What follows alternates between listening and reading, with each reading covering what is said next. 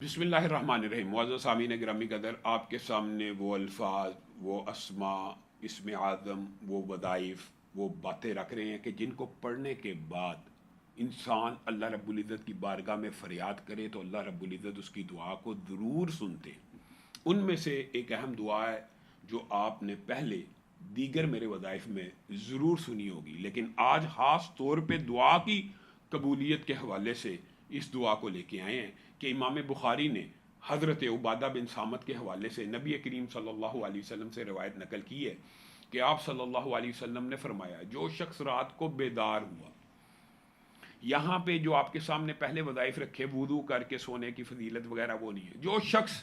بس رات کو بیدار ہوا، اس حدیث میں یہ الفاظ ہے، چاہے وہ وضو کر کے سویا یا نہ کر کے سویا، ویسے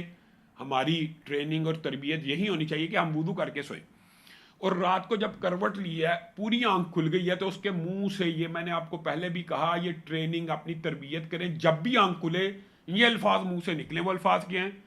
لا الہ الا اللہ وحدہ لا شریک لہ لہ الملک ولہ الحمد وہو علی کل شیء قدیر، سبحان اللہ والحمد للہ ولا الہ الا اللہ واللہ اکبر ولا حول ولا قوۃ الا باللہ۔ اس کے بعد ایک مرتبہ کہے اللہم اغفر لی، اے اللہ مجھے معاف کر دے، اور اس کے بعد کوئی دعا کرے تو اس کی دعا قبول کی جاتی ہے، اور اگر وہ وضو کرے تو اس کی نماز قبول کی جاتی ہے۔ یہ صحیح حدیث ہے، امام بخاری لے کے آئے۔ یہ کلمات کہنے کے بعد اللہم اغفر لی پڑھنے کے بعد جو بھی دعا کرے گا اللہ رب العزت اس کی دعا کو قبول کریں گے، اور اگر بیداری زیادہ ہو جائے، اٹھے وضو کرے